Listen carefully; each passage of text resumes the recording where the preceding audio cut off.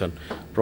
Professor Anil Jain has published a very nice paper in this which was published in Clinical Orthopedic Related Research, and this is further classified into another two types where you have a defect and with less than 4 centimeter or bigger than 4 centimeters.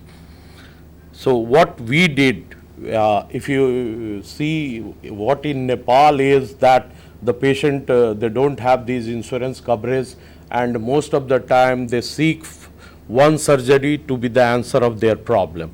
And so what we did that we combined this both technique of surgical debridement and stabilization in one surgery. So we did the thorough irrigation and debridement of the wound and then stabilize the fracture with these interlocking nail. It's a sign nail. This is a freely available nail from America. This is sign is surgical implant generation network, where they provide these intramedullary nail free of cost, and which has helped us in taking care of these poor patients. And so in type and so we did this, and these are solid intramedullary nail. And in type for A2 and B2, where you have infection with shortening, we did the debridement but stabilized the fracture with interlocking nail and bone shortening. So we have not gone for taken care of the limb length. So in one, our technique was developed based on our limitations, as I said, with the goal of combining the two procedures into single surgery. And in our patient, the combination of good debridement and bone stability provided the environment for eradication of infection, promotion of bone union, and improved mobility with immediate partial to full weight bearing. If you look into the age and sex distributions, obviously male predominance, and you look at the number of cases where the age maximum number is between 25 to 54. If you see 766, this is the age which is the earning age, or the male person is the bread earner of the family. And most of them, if you see, were the sequence of open injuries.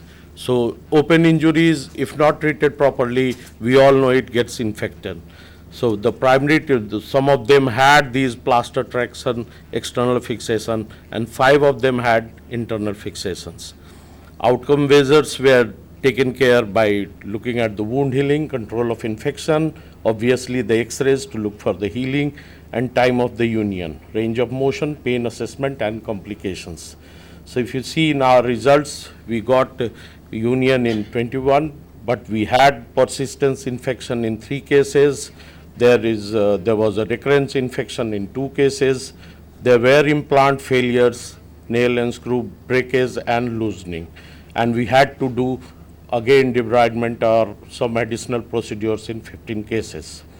Intramedullary nail, solid nail, we all know as recently the use has gained acceptance with a low complication rate, and the excellent result of unreamed nailing with the solid tibial and consequently led to its use as primary method of treatment for tibial fractures associated with soft tissue injuries. Solid nail, we all know it helps in infection control. The rationale was that these solid nails are biomechanically better than plate, wound healing is undisturbed, and we all know it helps in infection control also. These are some of the examples of metal failures. And what is the evidence? What is the evidence now we see? Traditionally, there used to be a 2-stage surgery, control of infection first, then non-union treatment. But recently, now in open fracture also after debridement, we are doing definitive fixation. So debridement, antibiotic, and stabilization is gaining popularity now. If you look at our results, most of these patients were young with less complicating comorbidities. So thorough debridement and irrigation, as I said, has been the key for this success and the stabilization of the fractures.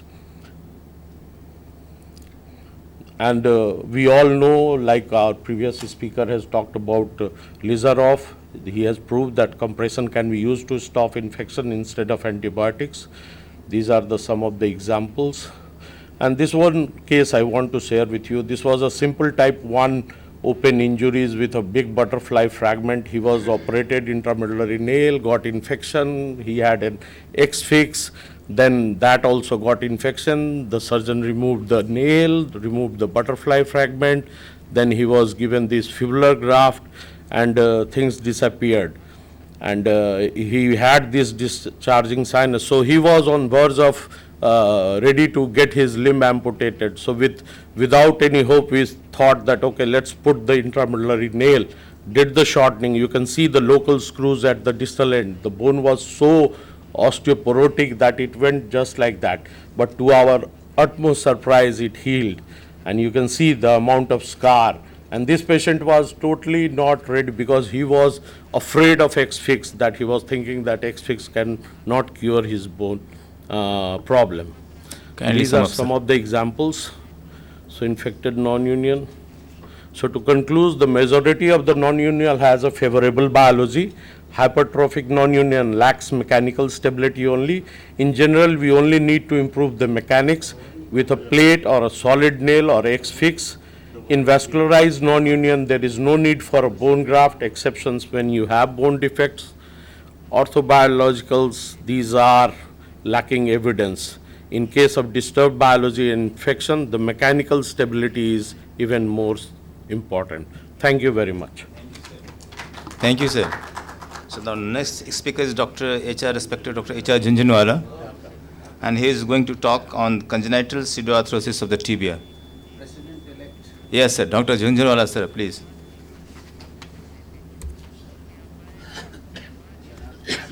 This is the last paper for this session.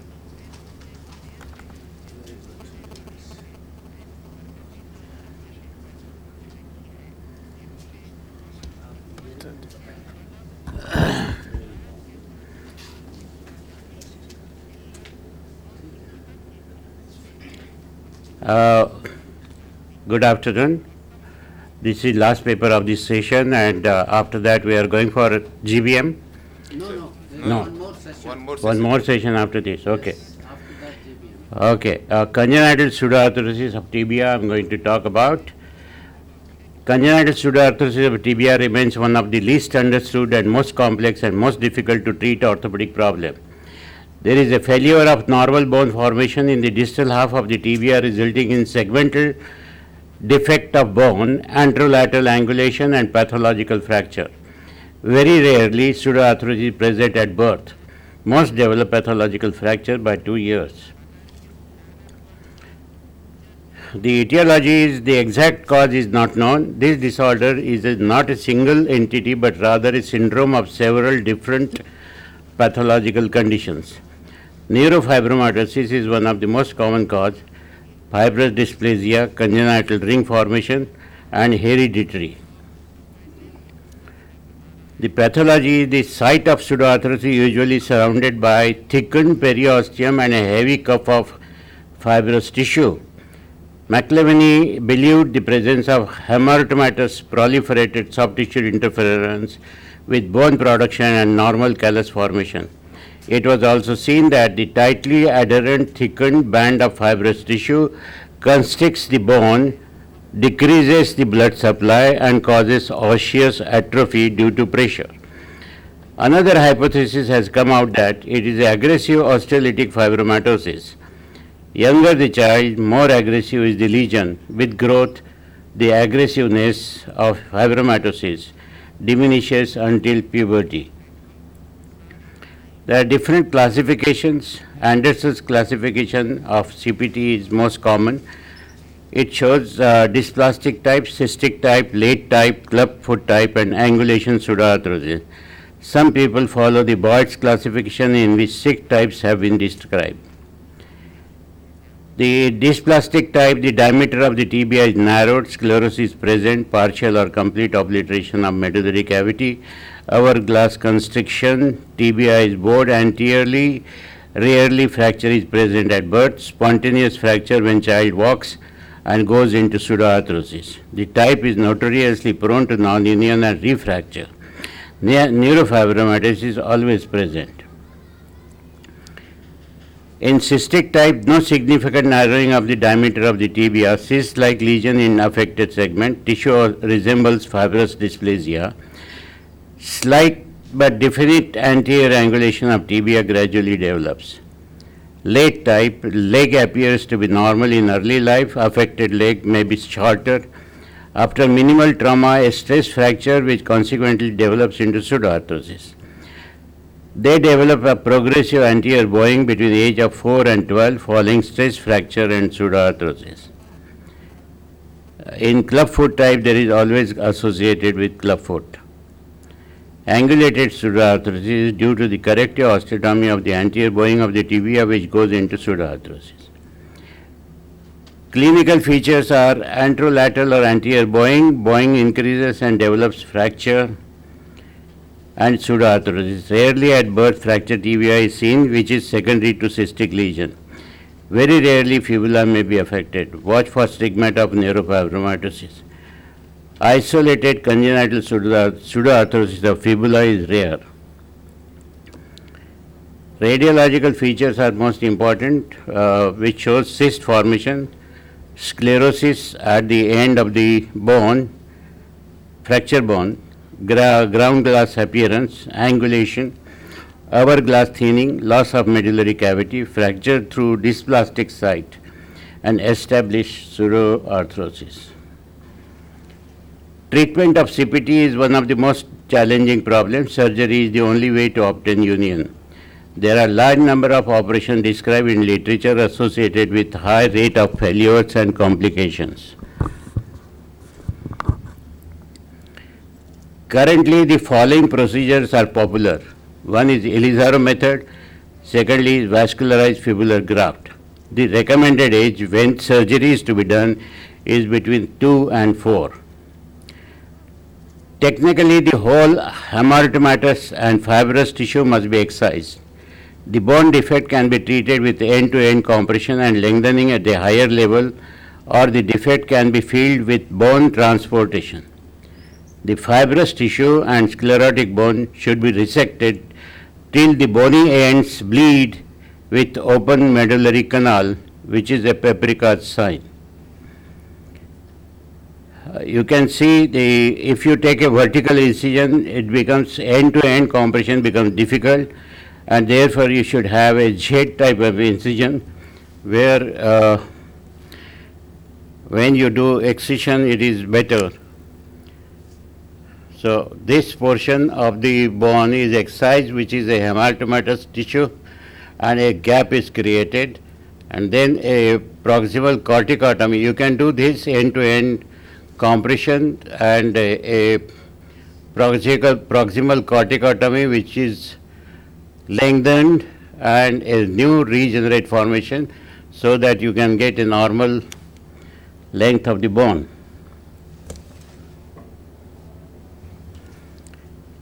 So this is the way by Elizaro you can do end-to-end compression, proximal corticotomy, regenerate, full length. These are different ways. If you have a bony end like this, you can do telescopy like this.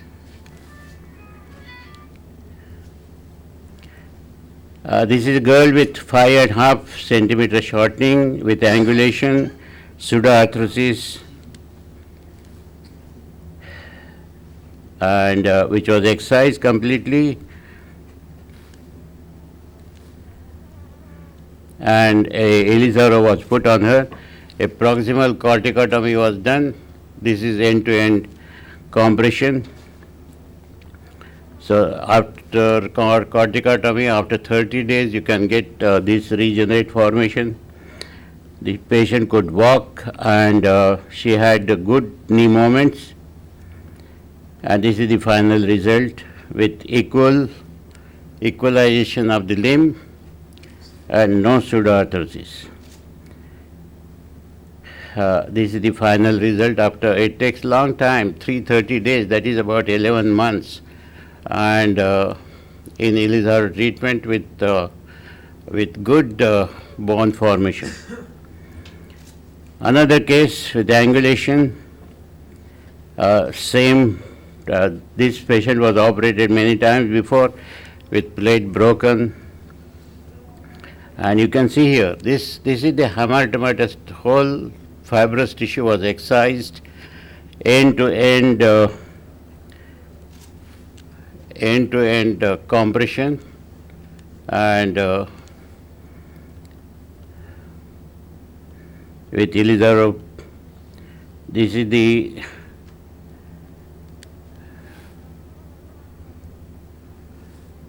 final result. These people are prone to have a secondary fracture, and therefore a brace is better to be given for at least a year so that the bone becomes quite good and solid. Another case with multi-times operated, 6-year-old boy, same Elizarov fixation, excision of the tissues, and a proximal corticotomy. And this is the lateral view, final picture, very well healed up, but it took about 6 months. Another case, multi-times operated, you can see so many scars. This is the preoperative X-ray. You can see that hardly there is any union with lot of fibrous tissue. Elizarov was put, compression, osteotomy at the proximal level, and this is the final result with good new bone formation and full normal limb length. Another case with non-pseudoarthrosis, same thing, and this is the final result. Another case, and this is the final result with good new bone formation, limb length equal. Another case, pseudoarthrosis, and this is the final result, and this is the final X-ray. We had done one case of vascularized fibular graft for this child with congenital pseudoarthrosis. You can see the pseudoarthrosis where the vascularized fibular graft was put, and then that fibular graft was fixed with the plate, and this is the final result of the vascularized fibular graft. But our experience shows 11 cases of congenital pseudoarthrosis of tibia, age 4 to 14, 10 cases treated with Elizarov fixator after excision of hematomatous tissue and bone, primary compression at fracture site with corticotomy at proximal end of the tibia for lengthening. Results excellent. One case was treated with microvascular fibular graft. Conclusion: the technique of Elizarov is better as it can correct pseudoarthrosis, deformity and shortening in a single surgery. Macrovascular fibular graft needs a macrovascular surgeon, whereas Elizarov does not need a macrovascular surgeon. Microvascular fibular graft technique needs multiple surgeries because even if the pseudoarthrosis heals up, it requires a second surgery for lengthening. Thank you very much. Thank you, sir, for your illustrated talk and timely finished talk. Now, sorry, we don't have too much time. We are already late, so sorry, we'll not have any question and answer session for this session. Can I take 1 second? Sir. We are going to have a international Assami conference in Goa on 18 to 21st September 2014. You are welcome to attend that, and it is an international conference, so it should be good. Thank you. Thank you, sir. Nice information. So now, may I request the next to start next session. So again, welcome Dr. Professor S.S. Yadav. There is no need of any introductions. Dr. Yadav, he is one of the giant pillar of Indian orthopedic surgeons, and we are still thankful that he has reshaped the Indian orthopedic associations by this effort. Welcome, sir. Thank you.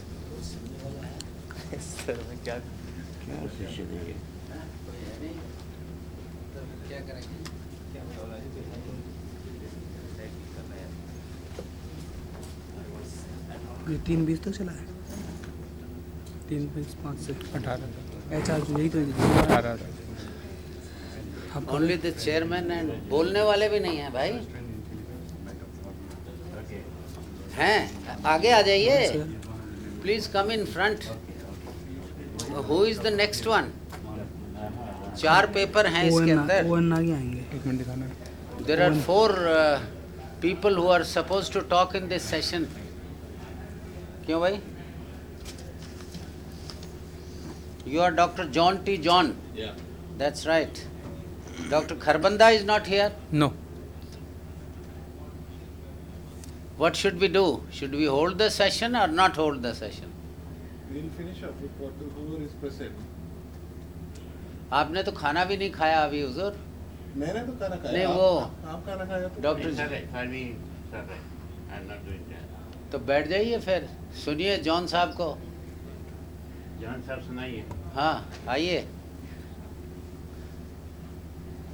आइए आइए आइए अब आ गए हैं तो फिर हमारी conservative treatment the hall was full doubly इसमें है ही नहीं कोई Good afternoon, and I'm privileged to have Dr. Junjunwala, President-elect, the only person, and doctor, I don't know his name, to listen to my talk.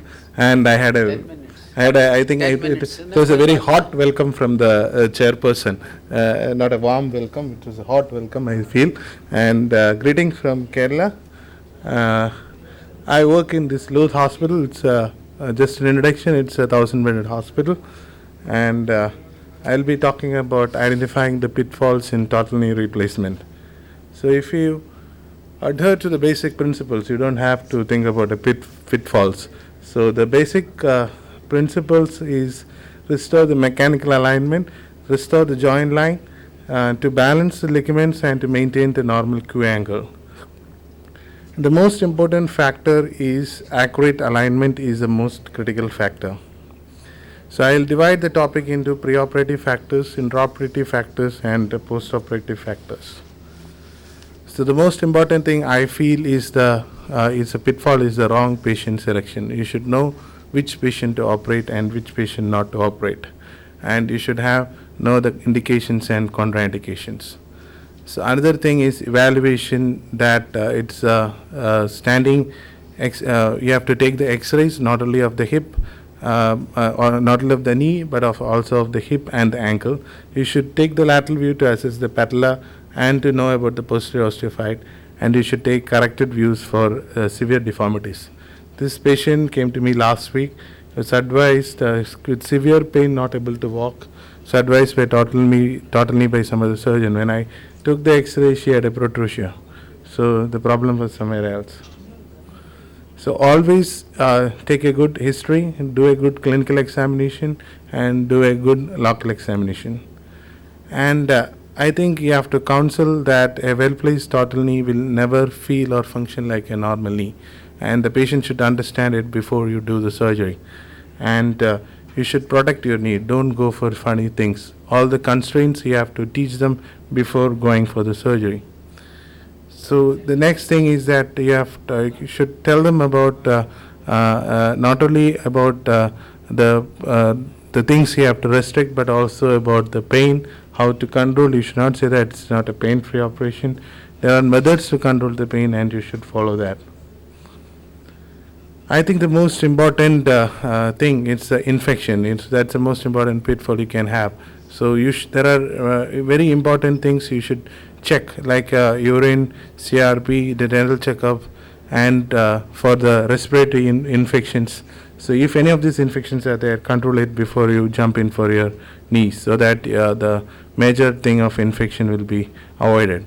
The other major thing is to avoid infection is proper scrubbing and preparation of the patient, good OT fumigation, and a restricted entry so that there is no free flow of personnel in and out of the OT. And you should have a good proper OT setup. Next, I think, is the implant selection. You should not stick on that you are a PS knee or a CR guy or a rotating platform guy. It can vary. It can be either PCL retaining is generally for milder deformities. You should be flexible in doing a PS knee when it comes to severe deformities, inflammatory arthropathies, etc. And generally mobile bearing for younger patients. And constrained patients, constrained processes, you should know when to use, and when needed, you should have it as a backup, and high flex designs according to patient's need. If you go through the literature, it's confusing. There is no much difference if you look at it with the CR, the PS, the high flex, all those things, in short term or in the mid-term follow-up we are having. So results after TKR are clearly not simply the function of the prosthetic design.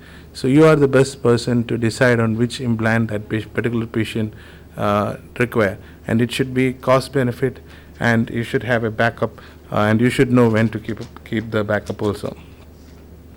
So don't jump into a smaller incision.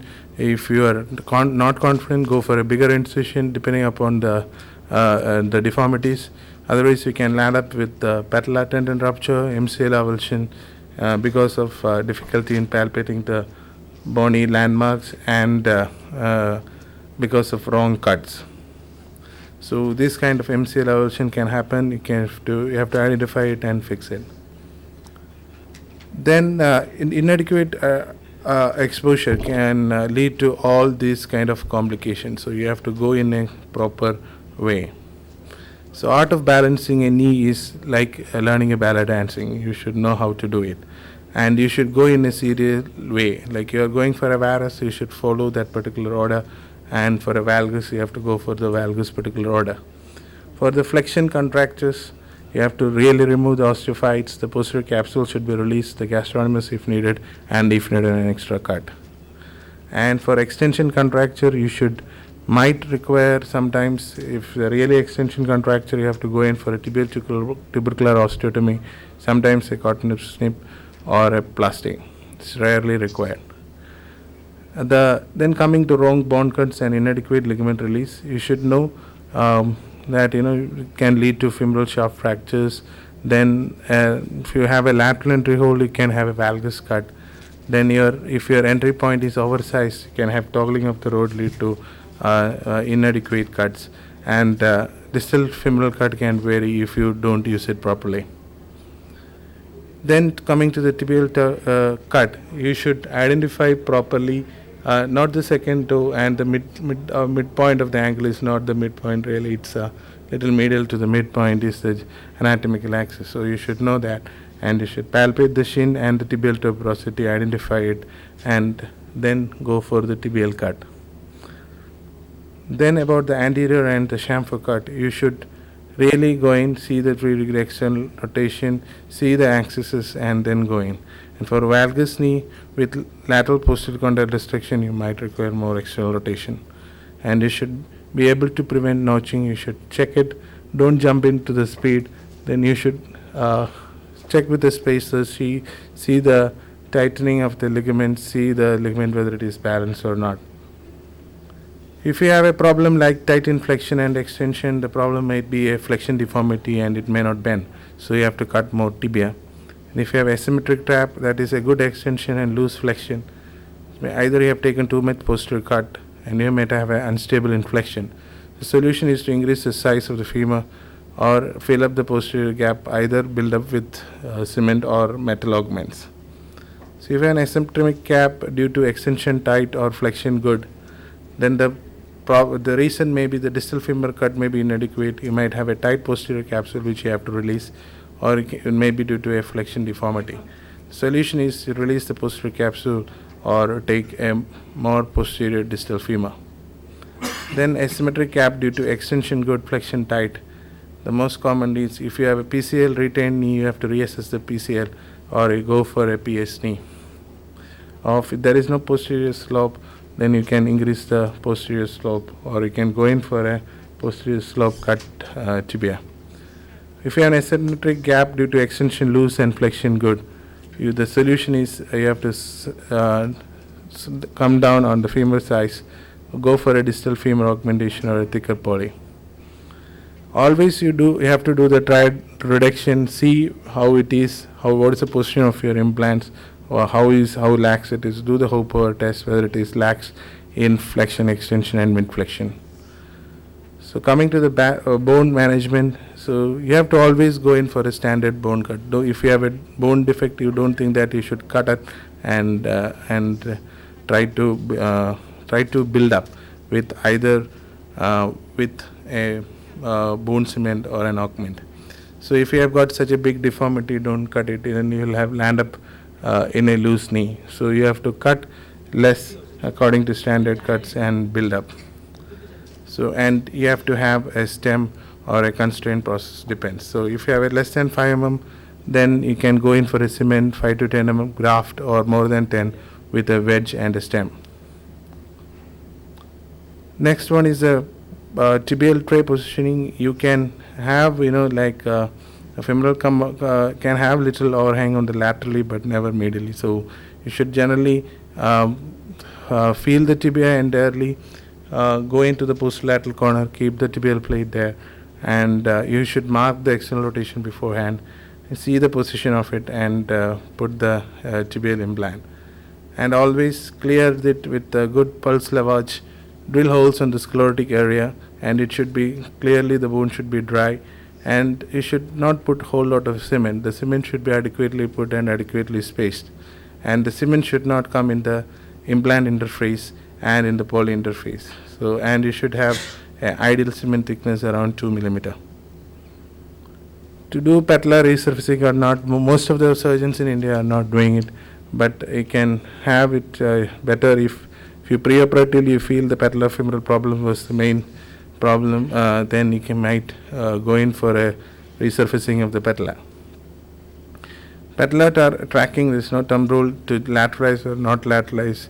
You feel that if it is a valgus knee, try to lateralize the femoral component so that your patellar tracking is good, and avoid inferior and lateral position of the patella. And if your patella is subluxating, do a lateral release from inside out.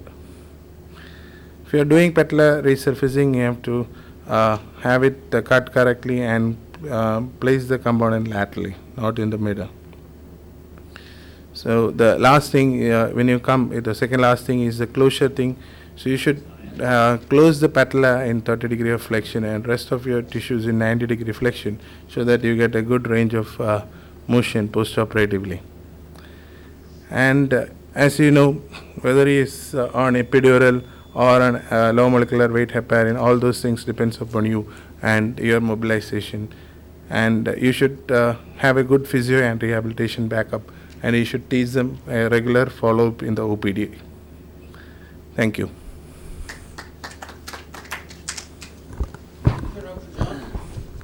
Thank you, Mr. Chairman, for finishing. What do you mean by 30 degrees flexion of patella? So generally, if you put it in extension and then suture it, sometimes you can have extensive tightening of the patella.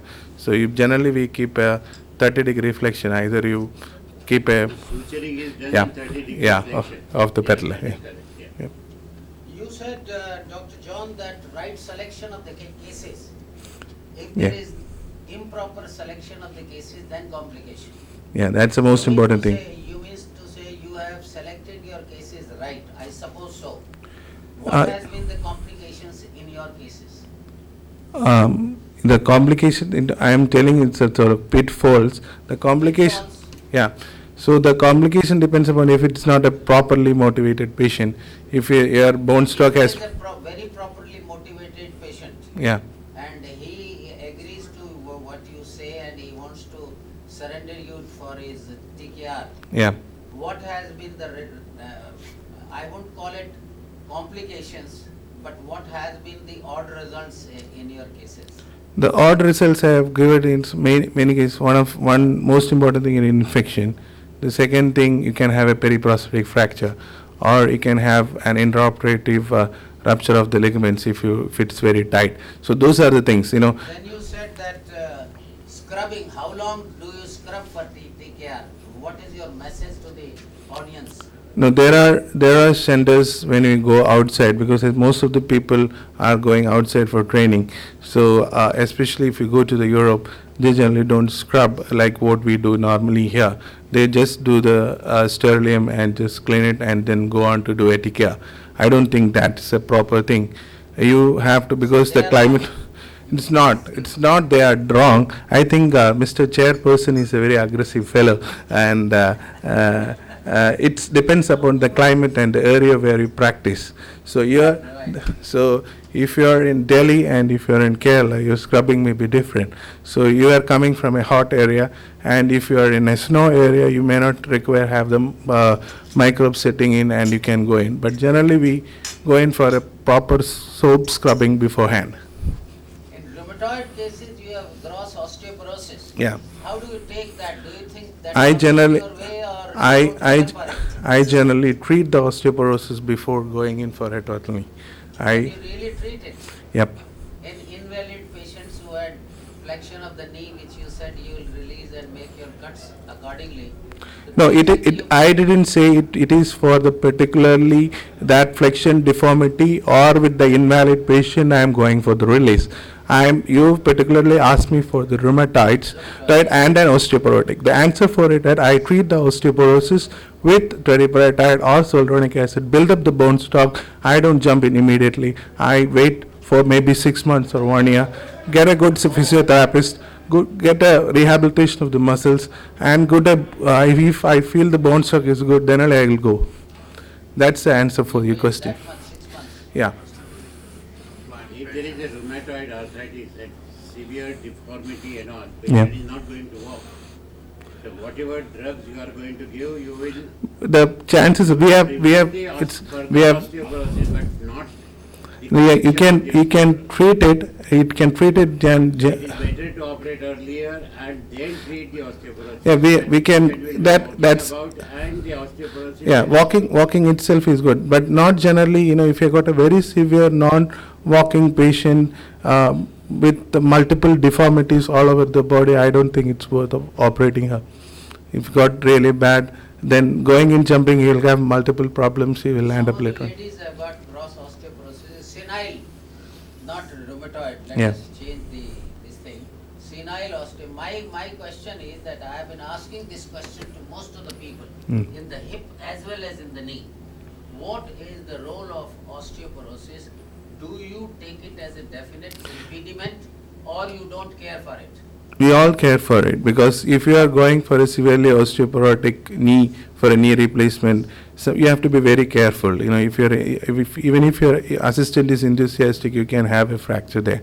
So you have to be very careful when you are going for a knee. But hip, I think it is better. You can easy, because you have got cemented implants and the cuts. There is no exposure of the soft bones. So hip, it is easier to go. But for the knee, once you got a severe osteoporosis, it's a difficult situation. Another question which has been bothering me is, after an infection of the TKR, Yep. and it is a fairly severe, not in your hands. Yeah, I get infections No, also. in general, I am asking for my knowledge. Yep.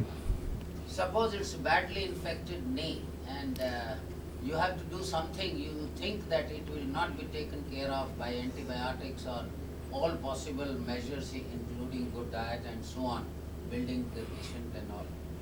When do you think it can be done again? Or if an infected knee comes... If I feel the knee is infected, I generally don't treat with antibiotic. I generally go in for a debridement. If it is an early case, I go for a debridement and change of poly. And if it is late, then I will go for a revision. What is the final outcome of the revision? The revisions. In general, in these cases? Yeah, in my practice, I don't have experience of that much of revision, but whichever I think the majority of the revisions I have done is for infection, and the results is not that great like a primary, but you get a stable knee, you get a not a very good like 120, 130 degrees of flexion, you get around 90 and patient is moving about and they are happy. Only problem is the implant cost. Because you don't give antibiotics and you do only debridement and change the. I didn't say that. I do debridement and then go for antibiotic, not the antibiotic treatment alone. Debridement, antibiotics. Yes. कितना doctor साहब इसमें होता है? I just wanted to know from myself because I see lot of cases boring pus done on the periphery and all, you know. So what is the fate of those cases? How many times can you change it? The best thing is to, I mean, you are the president, you can answer. Can do once. Yeah. After that, The first go is the best go. The first go is the best go, so you should. last Do question from the arthrodesis, chair. there is hardly any. How do Yeah. you do arthrodesis in a It's PPR? it's impossible. It's difficult.